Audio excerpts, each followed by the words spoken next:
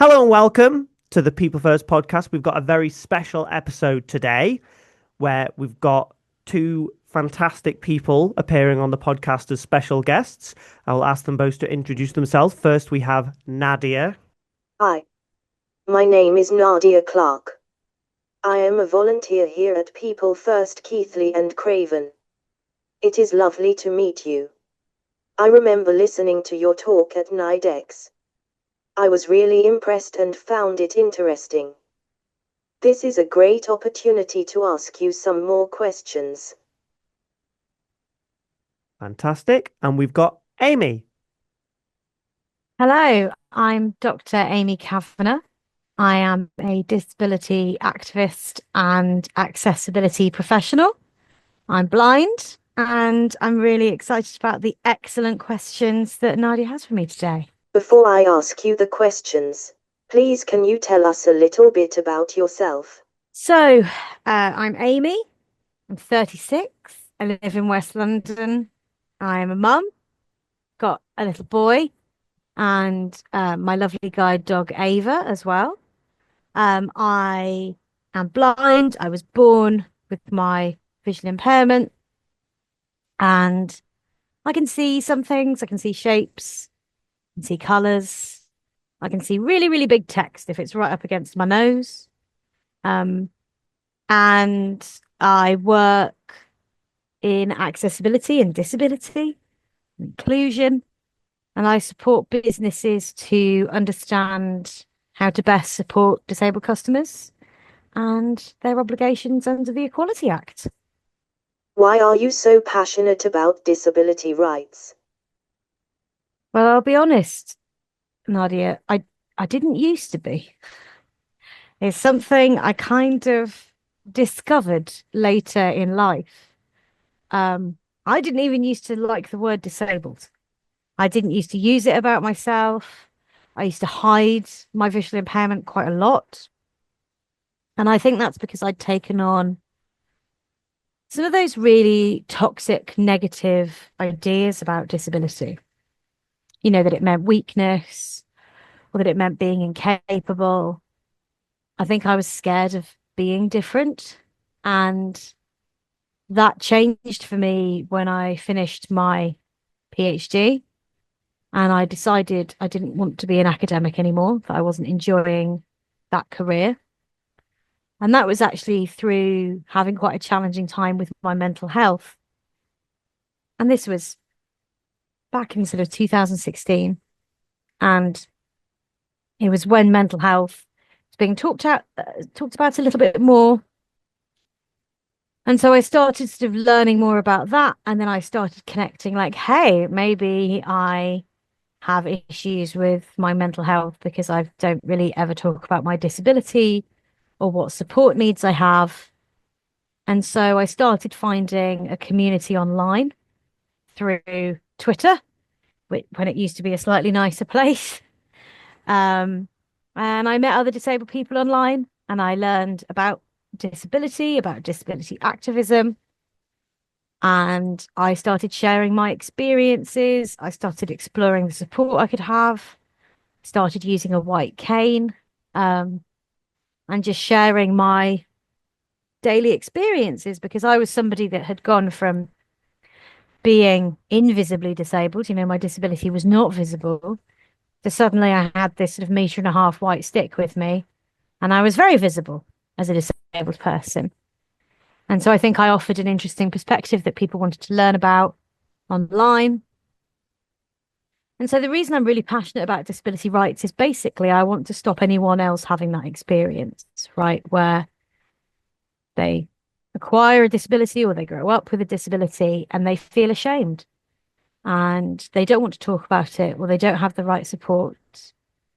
And what I really needed when I was 15 or 18 was somebody like me. I needed to see and hear and learn about disability, not from the perspective of doctors or media headlines, but actually from another disabled person, and to have that encouragement and support and understanding of what it meant to be disabled. And so, yeah, I just want to avoid anyone else really experiencing that and feeling lesser. So I fight for a more accessible world and I fight for greater awareness and I fight for greater representation of disability. What is the aim of your work? How do you think you can change people's perspectives? Oh, I'm getting a grilling now. Um, I think it is a very tough battle to change people's perspectives because I think there are so many narratives and representations of disability that are still very negative. I think that work that all of us engaged in disability advocacy are doing is getting harder, actually. I think the political environment over the last couple of years is making it harder. I try to change people's perspectives in a variety of ways. And I think this is really important about activism and advocacy is actually we need lots of different approaches. So we need people that campaign. We need people that protest, go and chain themselves to buses, what have you. We need people who work within businesses, within organizations, within government, even. We need people in public roles, people in the media, authors, comedians, actors. We need lots of different disabled people doing different pieces of work to achieve disability rights. We need people who use the law to try and make legal change, legislative change, policy change. I hope I am contributing to it. And I think social media has a very powerful role in changing people's perspectives, especially younger people's perspectives. But I think the really big missing piece of the puzzle and the bit that I've not really found my way into yet is education. And I think basic awareness of education, of disability, sorry, basic awareness of disability in education is just completely absent. And we're still not teaching children and young people about disability. And we're not making sure that disabled people's voices are part of education to normalize it, to equalize it, to get our narrative and experiences out there. So I think, that would be something that would be really important to change and something I would like to do in the future. What would you say to the government if you could change the political view of disability within society today? Oh, I would love to talk to the government more. I'm sure we all would. I think it would have to be a very, very long conversation. Um, I think that the government's current fixation on the value of disabled people is very toxic, and that we actually need a conversation about the barriers that the government itself creates to prevent opportunities and prevent change. So we just had a classic example of this, where the government at the moment are really pushing this narrative of getting disabled people into work. Right, disabled people have to go back to work, using all sorts of horrible language about being left out of society or being on the scrap heap, all this kind of negative language about disabled people who are not in work, reigniting this kind of scroungers, lazy narrative about disabled people. But then they put all that messaging out there, and there was a debate in Parliament about removing the time limitations on disabled people's bus passes. So the disabled people who are often forced to only be able to use a bus as the only form of public transport because their local railway station is inaccessible. They don't have access to a wheelchair adapted vehicle. The only option they've got is a bus, but yet the concessionary bus pass does not stop working until after 9:30 a.m., which is obviously not working hours. And the government had a chance to scrap that and just to say, it could apply all of the time. So disabled people could get concessionary travel to do things like go to work, go to employment opportunities, go to volunteering opportunities. And they didn't do it. They've kept it in place. That rule will still apply. And that is such a huge contradiction. And it shows actually all of this rhetoric and all of this conversation about getting disabled people into work. They're pushing with one hand, but they're keeping all the barriers up. Not enough support, not creating opportunities, not treating it holistically to see that something like transport is an essential part of getting into work. So that's the conversation I would like to have with government about you cannot change until you remove those barriers. Who is your role model and why? Oh, who is my role model? I think a lot about the disability campaigners from the UK in the 90s, the Direct Action Network. I had the privilege of being an extra on the film Then Barbara Met Alan, which was a BBC Netflix film all about the disability rights movement. And it was kind of the love story of these two activists, sort of with the background of the direct action and stuff that created the Disability Discrimination Act. And I got to be an extra, so that meant Ava and I got to run around in the background and fight with the police, so that was quite fun. But I got to meet a lot of the original activists who were part of that original movement that got us so many of the rights that we have in the UK. So they were real role models for me, and I loved being able to talk to them about all of their work. Um, One of my other role models, I would say, is Haben Girma. And Haben is a deaf-blind lawyer from the US. And she's written this amazing book all about her advocacy journey and what it's like to be a Black deaf-blind woman in America. And I just really admire everything she does. Her book is excellent. The way she advocates is fantastic. The way she communicates is so powerful. And she takes her story and her voice to so many spaces and makes real change. So I think she's probably one of my role models. And I've also met her and we're friends. So What made you start the Just Ask Don't Grab campaign? being grabbed made me start the Just Ask Don't Grab campaign, to be honest. I started using a white cane to aid my mobility, and I had to take a lot of public transport journeys within central London. I was traveling into King's Cross 4 or 5 days a week.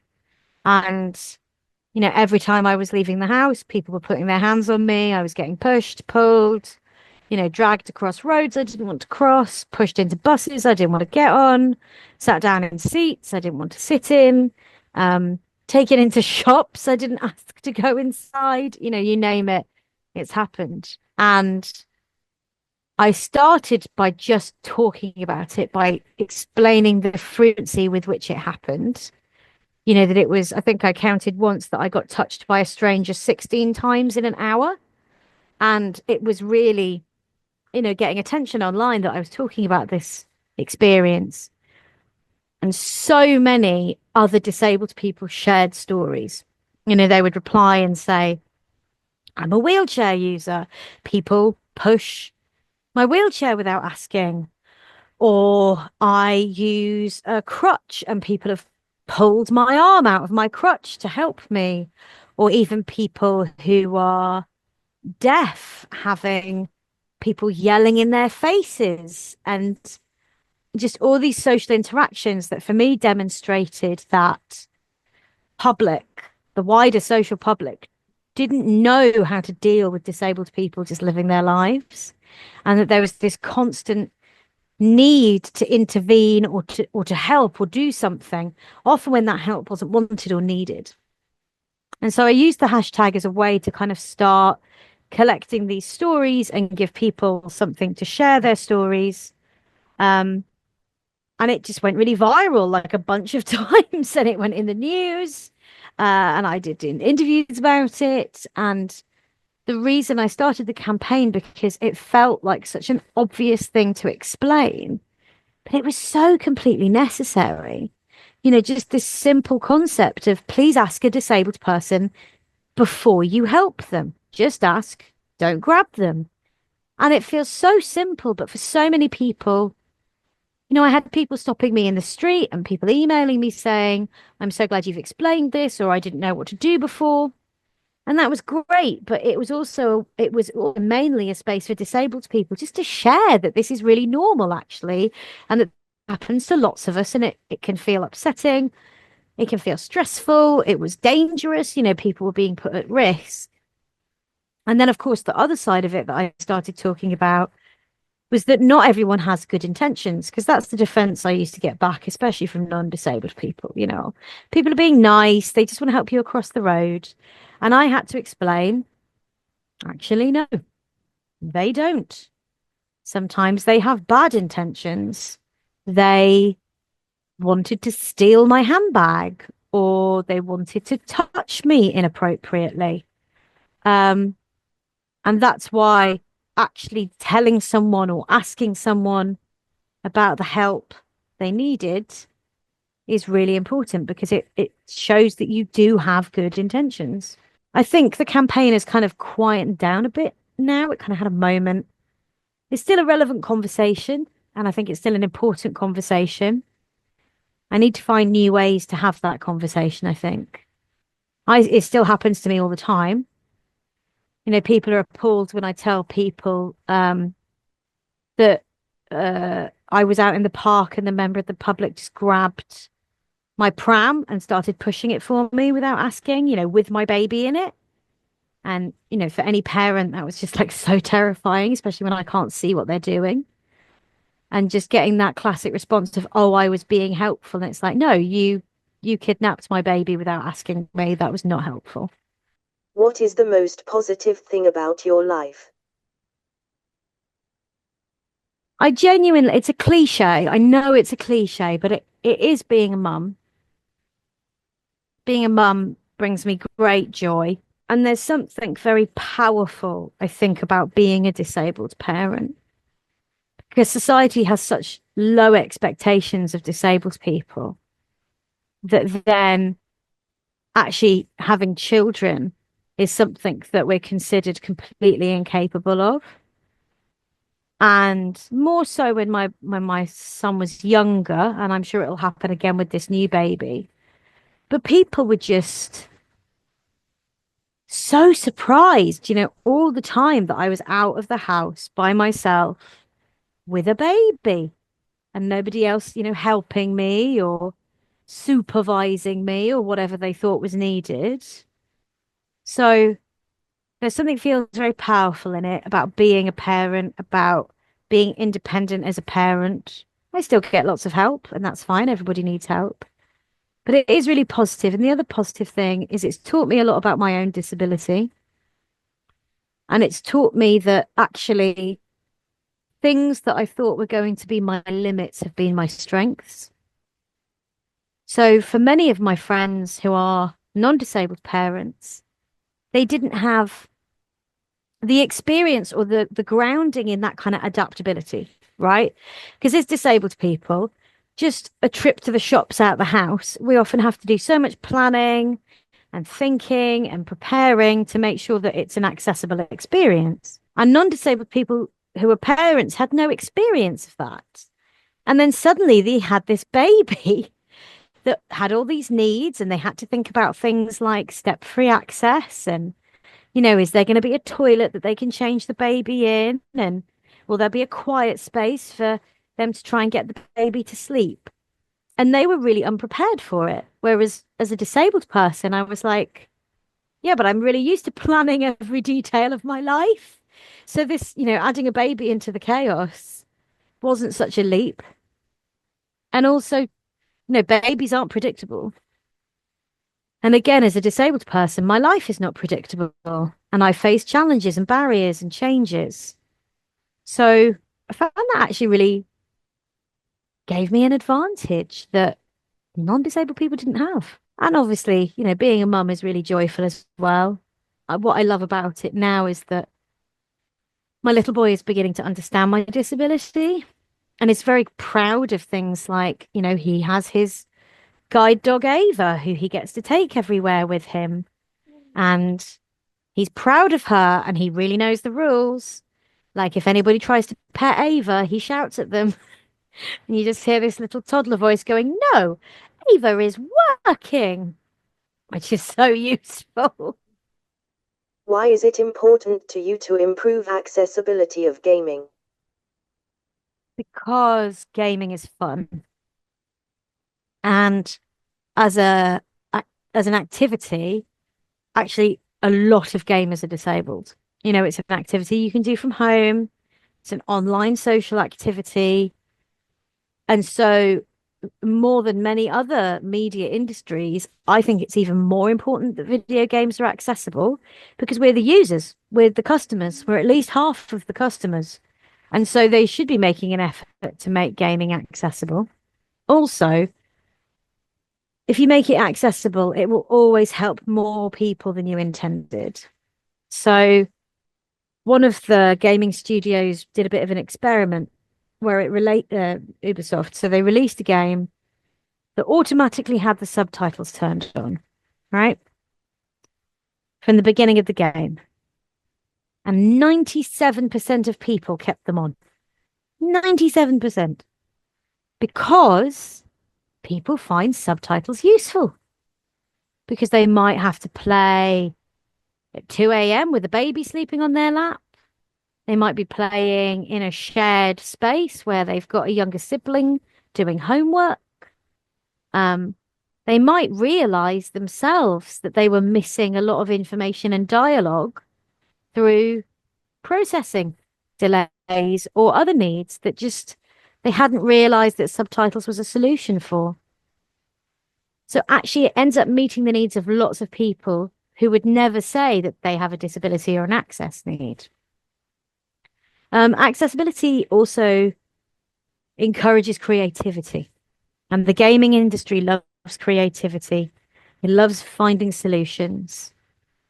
And the people that I work with in gaming, their joy is in realizing the creativity that accessibility brings. And they're often so proud of it as well. They come up with these ideas that are so innovative and great, and they want to talk about it. And so I find it a very positive industry to be part of, where there's a lot more openness and willingness to talk about accessibility than other places. So that makes it really joyful to do as a job. And it also just means I can play more video games. So that's a win-win for me. Do you have any funny stories related to living with a disability? Oh, there's loads of the usual funny stuff, like being blind. I often say hello to the wrong person.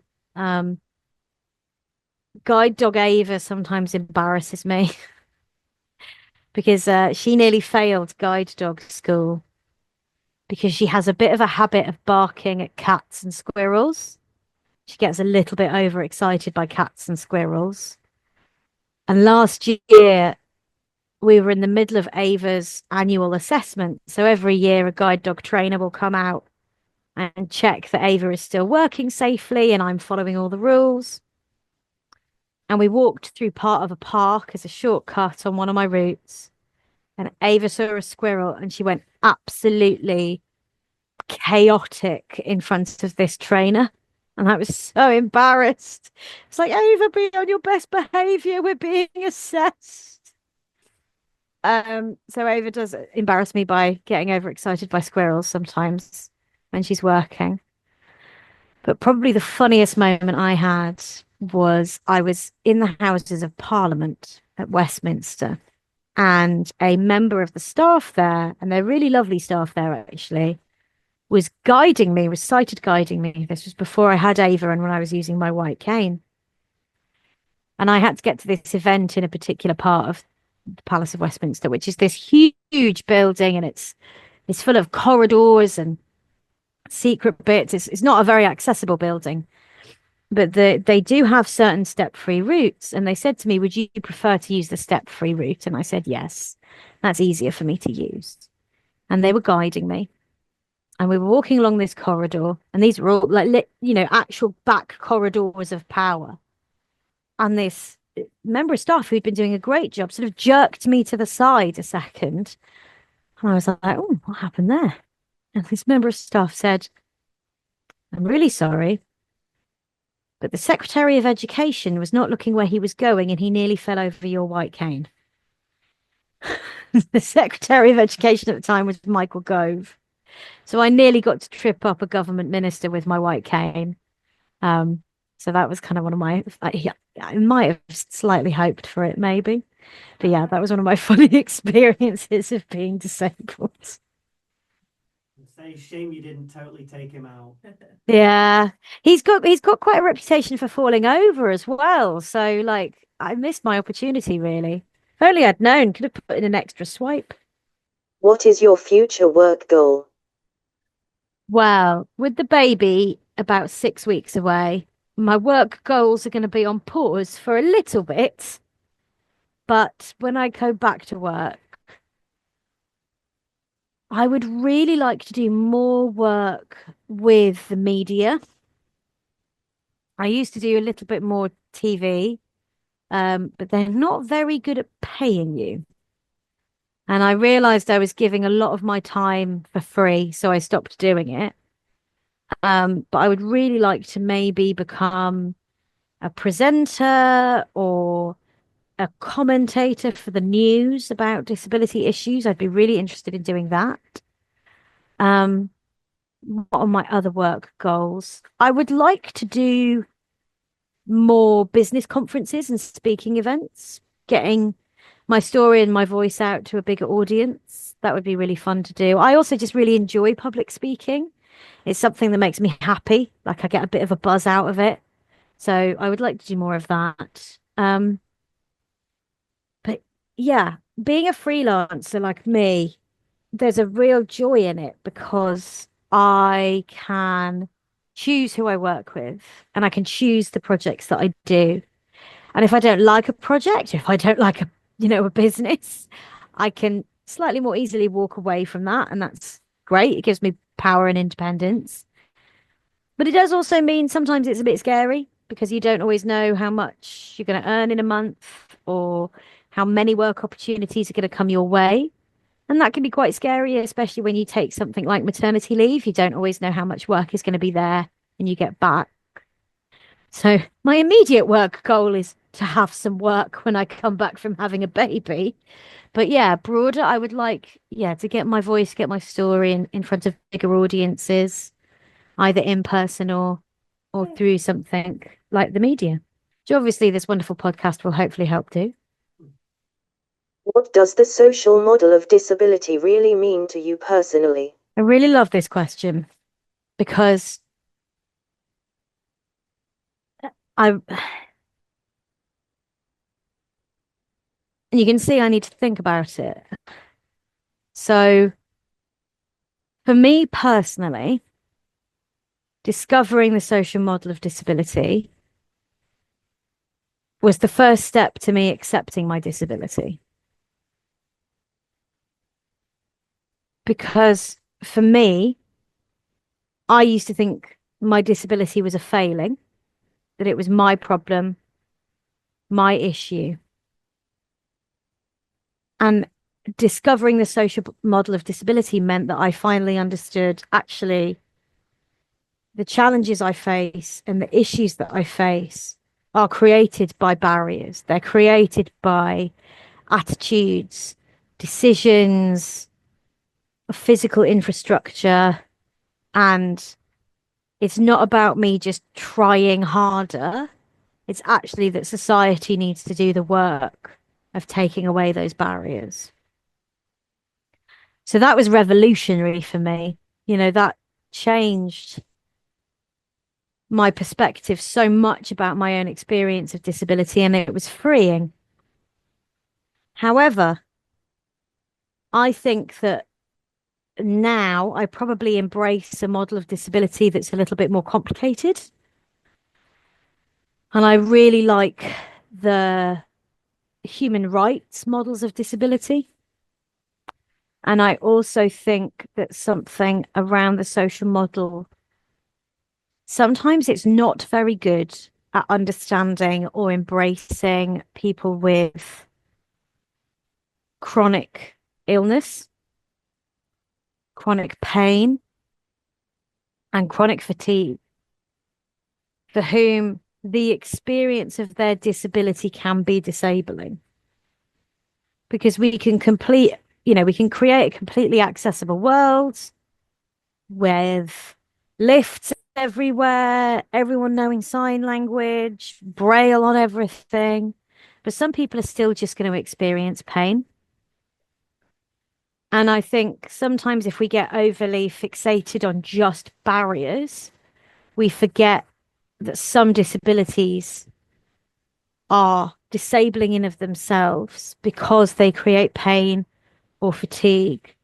And I think we just need to always remember that and not kind of tell people that everything would be fine if everything was accessible, because actually that's not always true. But I think it's very, very important. And the thing I love about the social model of disability is it's a fantastic tool to start teaching non-disabled people about their responsibilities and how actually it is within everyone's power to remove disabling barriers. And I tell people this all the time. Whenever I do disability equality training with businesses, I say this is up to you. This isn't just up to disabled people like me and Nadia to fight this stuff. Actually, it's up to everyone. And everyone has the power to make small changes. And even if that's writing to your MP about why your local train station isn't step free, or having a conversation with the landlord of your favourite pub to say, you should get a temporary ramp for here so someone in a wheelchair can come and enjoy a pint, or taking the time to do an online sign language course so you could at least begin the basics of a conversation with somebody in an emergency. Like all of those things are within everybody's power. And that's why the social model of disability is really important. Thank you so much for joining us and answering our questions. It was great. Well, thank you. Also, I'm really sorry. I didn't realize there was an interpreter signing, and I probably spoke too fast sometimes. Amy, I'm not actually an interpreter. My sign's quite basic, but because I've worked with Nadia for so long, she luckily understands everything that we're signing. Sorry, Amy, I was talking to you then, and we weren't in the right microphone. I was just explaining that I'm not actually an interpreter, but because I've worked with Nadia for so long, luckily she understands my terrible sign language skills. While you've been answering the questions, Amy, Nadia's been sort of signing, oh, love it, so interesting. But obviously you've not been able to see Nadia's body language. But yeah, she's you loved it, didn't you, Nadia? Big thumb up and a smile. Yes. Honestly, Nadia, these questions were so good because I'll be really honest with you, I get quite a few of these kind of requests. And it's always the same questions. And while I want to be kind of helpful and support different projects, it can get a bit boring. Like it's always the sort of same questions. And these are really innovative, interesting questions. So I really enjoyed answering them. Nadia's signing. Thank you. Well, thank you. There's something to be said from my perspective as a non-disabled adult to see two very, very amazing ladies with disabilities being able to speak with a shared lived experience and to be able to discuss it. It's really, really powerful. So thank you. I was happy to be a part of the tech for supporting that to happen.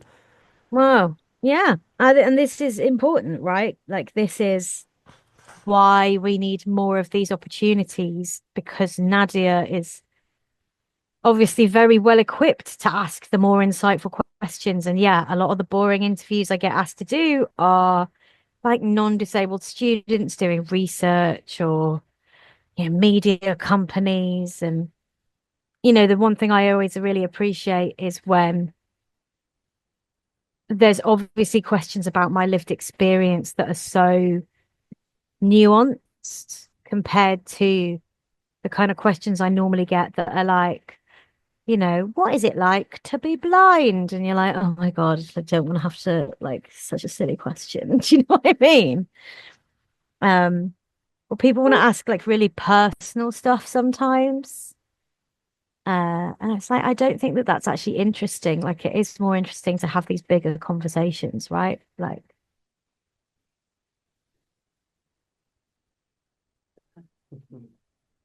Great. So I can just say thank you to Nadia for asking the questions.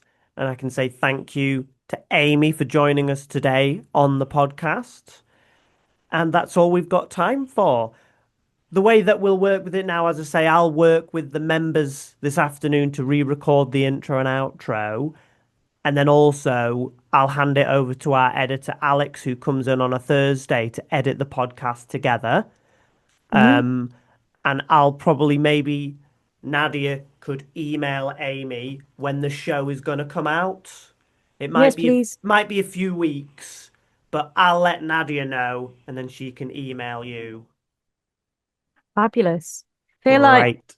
Nadia and I are going to be good pals after this. I feel a beautiful email correspondence coming on. Nadia says that'd be great. Big thumb up, big smile. Great. We'll call it there then, shall we, guys? I think it's time for us to go and get some lunch.